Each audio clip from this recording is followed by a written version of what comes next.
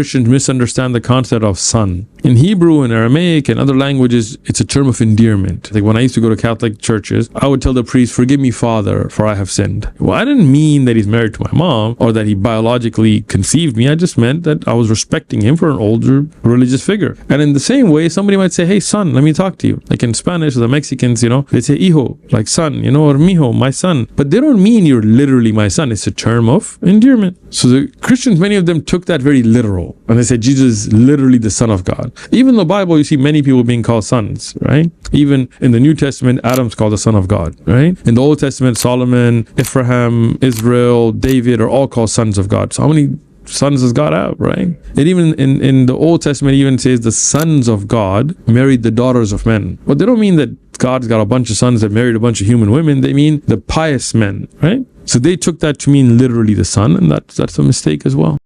Who's Jesus? He's God. Okay, so he's God.